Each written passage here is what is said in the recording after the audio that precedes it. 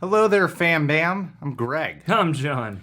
We're going to watch from WatchMojo.com, the greatest YouTube channel to have ever existed, next to the Logan Paul channel. Top 10 decade-defining actors of the 1960s. This is a top reward tier request from our Patreon page, Cameron French. This is in honor of Once Upon a Time in Hollywood coming out this month. Let's check it out.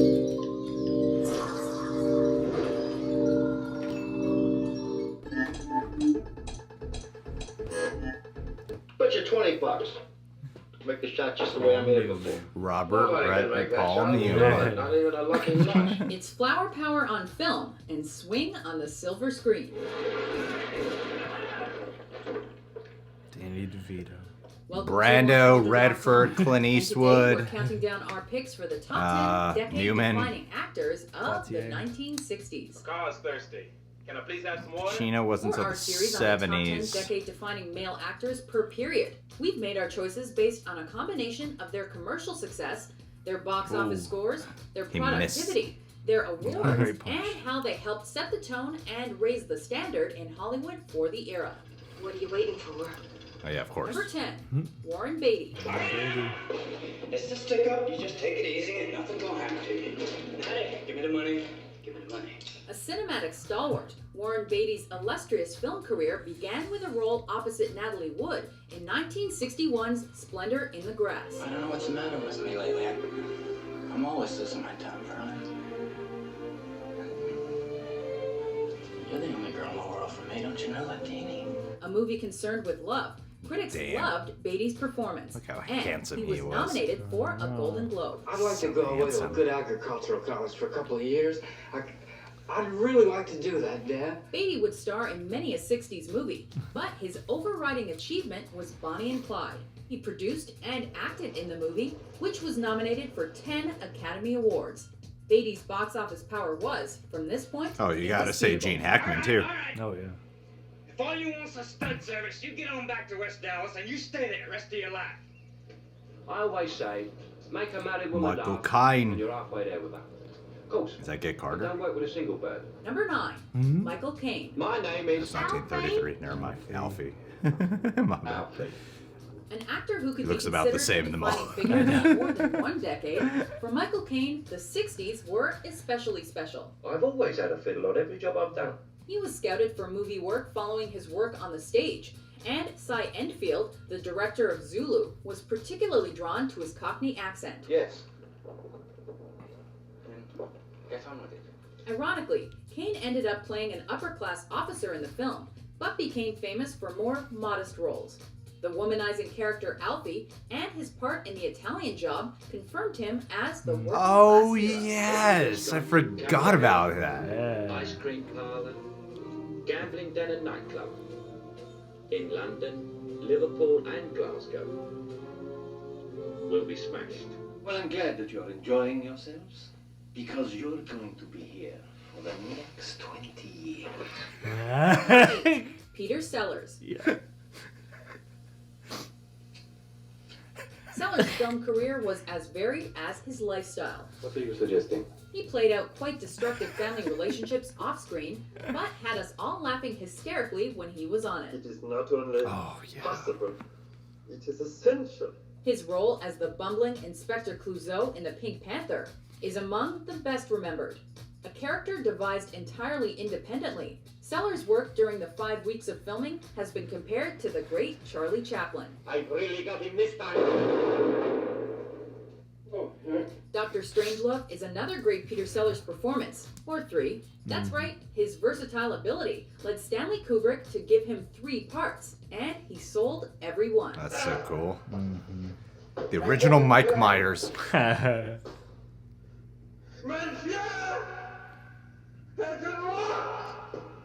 My friends call me Tanya. Mine call me James Bond. Number 7, Sean Connery. Daniel James Craig. Bond, Universal Exports. The name's Connery, Sean Connery. As James Bond, the Scottish actor appeared in 5 films, beginning with 1962's Dr. No. You did the right thing, but you picked the wrong moment. He understood the role perfectly, and that's because partly he created it. We can't hold And he's a geniuses, can we? womanizer in real A lot life. of the mannerisms, personality traits, and one-liners were written into Ian Fleming's novels. Clever. But Connery brought a swagger and an accent that the writer worked to include in later books. Is that clever? He couldn't, however, provide everything. Connery had to wear a toupee to play Bond, as he'd begun balding at 21. Oh, really? Swim or, Oh, well. I had That fact no flew idea. right over my Number 6. bald head. Peter O'Toole. Well, that's a step in the right direction. This actor's big break came in one of the biggest films of the decade. That's right. Lawrence of Arabia time. earned O'Toole the first of 8 Oscar nominations for Best Actor, though he never once won. Come on, man. He continued a Because he tendency sucks. towards epic roles, playing Henry Overrated. II twice. You look like once Doctor in Strange Beckett, there. Well, Thomas Beckett, I am satisfied. and once in The Lion in Winter. Oh, God, but I do love being king. By no means a one-trick pony, though, O'Toole also paired up with fellow decade definer Peter Sellers in the Woody Allen scripted comedy What's New, Pussycat?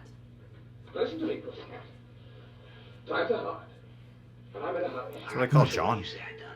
Number 5, He does. Clint Eastwood. You don't remember me, do you? No. When you hang a man, you better look at him. The spaghetti western, so called because of the Italian directors behind them, is an iconic film genre of the 60s. And the one and food at one craft in which services. Clint Eastwood ruled. See, that's what I want to talk to you about. As the man with no name, he portrayed one of the most convincing anti-heroes ever captured on film. You see, in this world, there's two kinds of people, my friend. Those with loaded guns, and those who dig. You dig. The part was supposedly offered to Eric Fleming, Eastwood's co-star in the TV Western drama Rawhide. He turned it down, and Eastwood went on to own it. Forever after, his name would be synonymous with the Wild, Wild West. No thanks. I'll be moving on. I've got him downstairs under a McQueen. Yeah, that's Number 4, Steve McQueen. He tried to nail me with a shotgun. A Winchester pump. A break into the big time was thrown Steve McQueen's way when Frank Sinatra recast the role of Bill Ringa in his movie Never So Few. Yeah, well, these warlords or troops or who the hell ever they are, they just didn't knock off a convoy. They've been killing our men. He gave the part to McQueen. McQueen had lots of screen time, and Hollywood had their new it guy. I didn't say he could. All I'm saying is that sometimes you bend with the breeze, or you break. From there, success streamed into the 60s with The Magnificent Seven and The Great Escape. You're crazy. I think so. McQueen No one became ever known brings for up tough Nevada guy Smith. roles I love and that film. Fast car chases, a feature most apparent in 1968's Bullet. Oh, never forget He the was first time I handsome, saw he Bullet. had attitude, and boy could he accelerate. You believe what you want. You work your side of the street, and I'll work mine. I'm a police officer. Number 3, Sidney Poitier. Yeah, it's a great movie.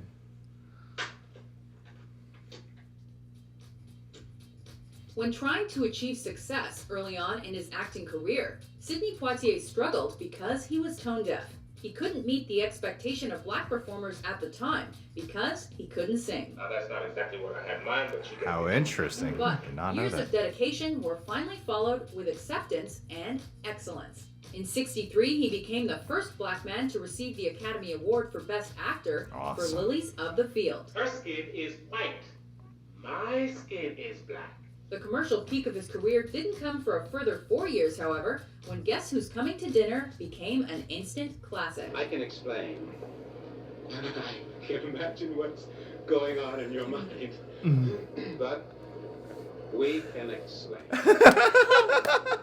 Where do you live? Raleigh. Number 2, Paul Newman. I couldn't be him.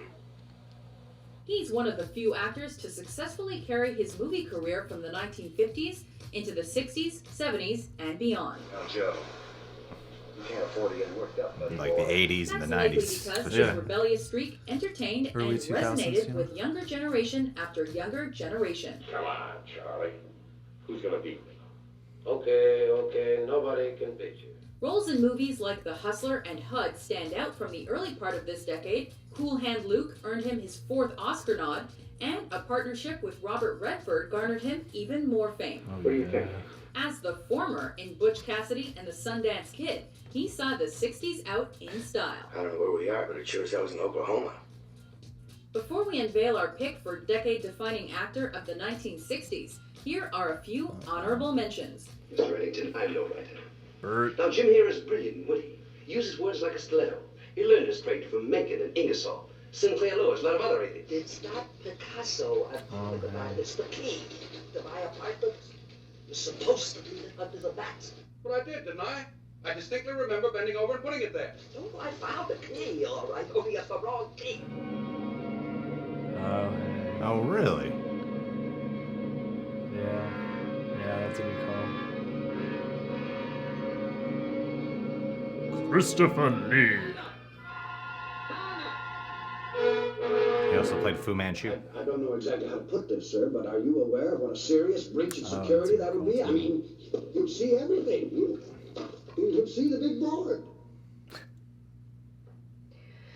So grateful I cut tonight's party meeting. Thank you for putting me above history. No, it's because of my infernal weakness for flattery. You see, Firmoil, I'm incorrigibly vain. They only have like 2 honorable mentions here. I know. There's so About many more actors in certain the accomplishments 60s. that have nothing to do with my function as a priest. Number 1.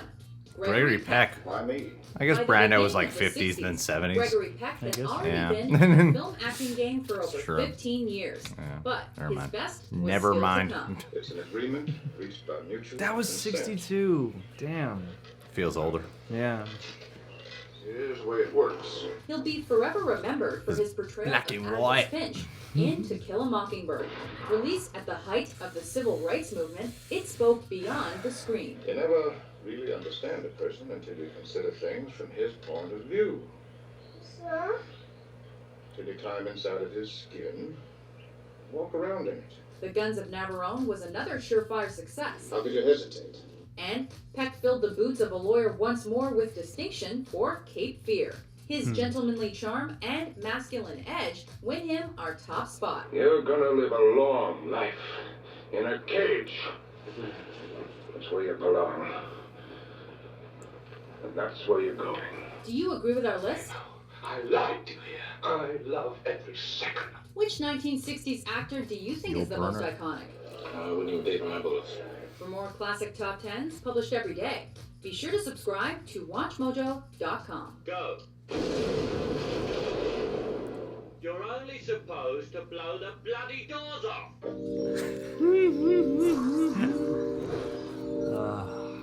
Good old Mark Wahlberg. Yeah. That's probably the list. It's the grooviest list, man. It was a pretty well done, far out list, baby. I guess it just depends on where you expect certain people to be ranked. But I think these are the 10. John Wayne or Walter Matthau probably deserved an honorable mention because John Wayne had at least 3 films I could think of that were pretty big 60s films. True were Grit like- being one of them. And there were barely any honorable mentions in this video. You think they could have put them in. I think they you know? could have squeezed a couple more in there. Walter Matthau. If you're going to mention Jack Lemmon, I know he had The Apartment, also The Odd Couple. The Odd Couple. Odd Couple! We are Odd Couple! But Walter Matthau was in The Odd Couple as well, and he also had the movie Failsafe. And Charade. I feel like the 70s maybe a little bit more, might have been a little bit more Walter Matthau. A lot of the big actors who were in the 70s also started getting a jump in the 60s. I know Bronson, he did a lot of TV in the 60s before he ever, I think The Fugitive was one of them. Before he hopped on to, doing movies like Doing Death Wishes. Death Wish. But yeah, this is pretty, it's hard to argue with who they have here. All these actors are overrated. Bunch of bullshit. Hipster list. I watched Bonnie and Clyde this year for the first time. I had seen like the first 40 minutes years ago, and I just didn't finish it. And then a few months ago, I started from the beginning. I think it's because we saw the trailer for The Highwaymen. Incentivized me to go, I want to go back and watch Bonnie and Clyde. I watch it. It still holds up incredibly well. There's some, of course, there's going to be some stuff that feels a little bit dated in its technical approach. But for the most part, it's still, for a 60s movie, it's still pretty edgy. And that charm, holds Yeah. up over this much time. Yeah, definitely. And I think Warren Beatty's performance is still as timeless, I think an actor today would totally give it a different approach, but you can't deny that guy is a charming SOB. Oh, yeah. Well, and it's fascinating for him especially. I always find him fascinating for the growth that his career took over time, not only acting, but then moving into like Porn. producing That's and a porn. porn And, directing. Making Bullworth, man. Really getting involved heavily behind the camera, too, and stuff like that. Michael Caine, it's crazy to know how long of a career to this day, you know? He doesn't really headline movies where people get super excited for it, but he's still like main supporting characters in so many films. People are glad to see him show up in every Christopher Nolan movie. Yes. But Sean Connery with James Bond, I did not know he wore a toupee. That kind of distracts me a little bit from Bond. I heard he mentioned this before for the car scenes at the green screen. It gets so hot in there that he wouldn't wear pants. So now I'm just like, what the hell was Sean Connery? He was a bald naked guy playing Bond. Bald naked guy who's okay with slapping women if they deserve it. You did an interview in which you said, it's not the worst thing to slap a woman now and then. As I remember, you said you don't do it with a clenched fist, it's better to do it with an open hand. Yeah, remember that? Yeah. Yeah. And I didn't love that. I haven't changed my opinion. Now, when you go back and watch one of those classic Bond films, you're gonna be, I'm just gonna be totally distracted by what was the behind the scenes of this. What is the reality of this moment? This video had a couple little nuggets of trivia where I was like, wow, I never would have guessed, because his hair, he's so suave that you just don't even think about it. Yeah, and they said that like his style actually influenced the books that were coming out after the movies, including the accents and everything, which I think is pretty cool. You know, a lot of times authors can be very protective of their source material and not wanting it to be influenced by the films, but it's cool when that just goes to show how much of a defining Bond portrayal Sean Connery has left to this day. Yeah, man, right behind George Lazenby, who really ought to be on this list. He really should get more recognition. Peter O'Toole. Peter O'Toole, he never won because he is an O'Toole. But you hear the joke. But you hear the joke. What can you say? He was a pretty man, and he's a great actor. Beautiful man, great actor, and early inspiration for Doctor Strange. It's really cool how Clint Eastwood, all these years later, even when he directs films that he stars in, he's still playing the same guy, and it's still working out just as well for him. Yeah, man. He's like, I like to think of Clint Eastwood kind of like Bruce Campbell and Ash, where it's just like every time you check in, it's kind of the same character, just a little later on in his life, you know, dealing with whatever he's dealing with now. It's like now he just plays characters, they're rougher, they're edgier, because he's so old, but they have more of a heart. Yeah, on they're their gonna sleeve. begrudgingly do the right thing, even though they might not have been that good a guy earlier in life. Yeah, that's where his arc has evolved into. But he's always came on the screen as an anti-hero, rebellious character, and now he's still just the old version of that now is what he is. That's what he's evolved into. Except that one baseball movie he did when he tried to do something different and everyone was like, Never do that. Clint watches YouTube. How does the internet work? He talks to the invisible man in the chair and asks him to look it up on Google. Steve McQueen. I'll never forget the first time I saw Bullet, especially. Well, my first Steve McQueen movie was Nevada Smith. I had a weird introduction, I guess, into westerns when I was a kid, because it was Nevada Smith, before Magnificent Seven, before the Man Without a Name trilogy, before any of that. It was this random western starring Steve McQueen that I loved it, and then it's got me to binge some Western films after that. And no one ever brings it up for some reason. I don't know if it's like considered a classic. Anyway. Yeah, I have go back and rewatch it, see if it's still good. I saw it when I was a little kid, and I thought it was great, and that led me down the path of Steve McQueen films and Westerns in general. I was on the car tip. I was like in my gearhead phase, and I was like, oh, classic muscle, also, you know, police crime stuff. Well, it's cool that, like, to this day, he went on to star in The Vampire Diaries, and then he directed 12 Years a Slave. Oh, yeah, definitely. He's and all his killing movies it. with Michael Fassbender. Yeah, he's still working. Yeah, and he looks so different. He looks so different. He's really. If you want to talk about evolution of an actor, it's this guy right He's here. a real chameleon, that Steve McQueen. He can be all kinds of people. Sidney Poitier, he is tremendous. I got to see In the Heat of the Night in the theaters not long ago. That was a really moving experience because that's a great movie, but he is just so lucid in it. And like same with like Guess Who's Coming to Dinner. Yeah. I like the nugget of inspiration that they threw in here about how he was limited in being able to book because of the fact that black actors were you had to be able to sing back then, or Yeah, to get yeah. any work. He managed to break the mold by just being an amazing actor. Well, he could do drama and comedy. Pretty damn. I mean, if you're watching The Heat of the Night and Guess Who's Coming to Dinner, Back to back. It's just very present. The guy can rock a suit in both and do a great job. Yeah, You know, totally different environments. Yeah. And I mean, also, like, what odd pressure that must be to you know, be breaking through at such a time and leading some of these movies that are directly commenting on the state of where the country was at and stuff like that. Yeah. Like, for an actor to carry that on your shoulders too, even just by association, has got to be. Yeah, like I'm not completely familiar with his whole filmography, but there's no denying the importance of Sidney Poitier in the film industry as a whole and the influences played in media. And he's just magic to watch. You know? Be the first black actor to win an Oscar at a time like that, and that's pretty crazy. And he had a white guy go up on stage and accept it. Oh. Brando went up for him. Anyway, moving on. Paul Newman. They've completely left out the dressing, though. The dressing? Yeah, his dressings. Newman's own. Oh, that's what you meant. So good. You're talking about Paul Newman's dresses. What are you talking about? Paul Newman's dresses. His biopic documentary about his wardrobe and lifestyle as a cross-dresser. You don't remember this? No, I don't. I always think of him as like a timeless actor. Like when they brought him to this list, I was like, oh yeah, I guess the 60s would be like a peak. But Paul Newman is like an actor who just like I associate with just like the Hall of Fame of cinema in general. Funny enough, my favorite performance of him is in Cars. In Cars. Yeah. His last live action movie, I think it was an HBO movie he did with Ed Harris. The one that went to the big screen was Road to Perdition. Yes. And I love his performance there. Like movie. he's so different than like young, charismatic Paul Newman. Yeah. It's not just because he's older. It's like Clint Eastwood gets older and just plays a more extreme version of who he was when he came onto the scene. Paul Newman, he really, well, I didn't watch Cool Hand Luke until about, I want to say around the holidays of last year, and I didn't love the movie as much as people have probably hyped it up for me all my life. Hands have gotten a lot cooler since then. He's just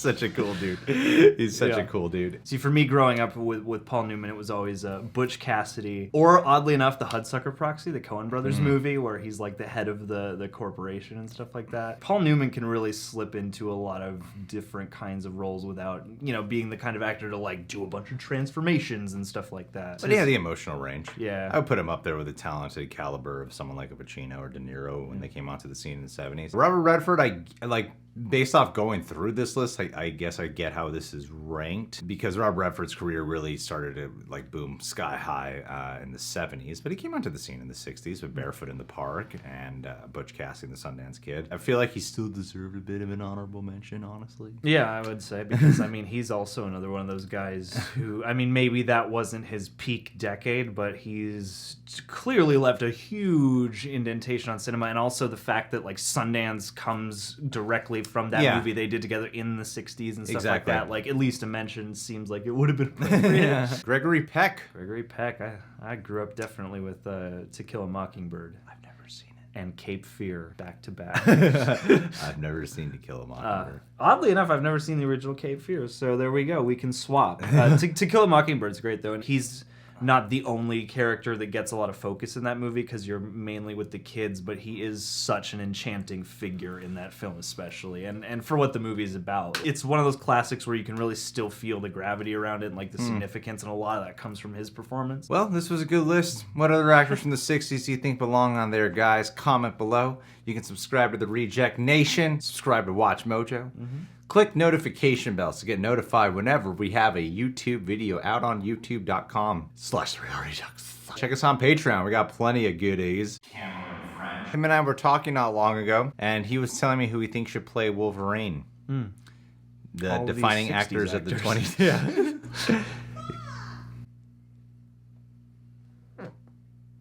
She found the other woman. Get her in the closet. Oh man, this isn't a very big place. Like, that's a bad idea. You should have. You brought this on yourself. Well. Or she's just playing God of War. She might be playing God of War.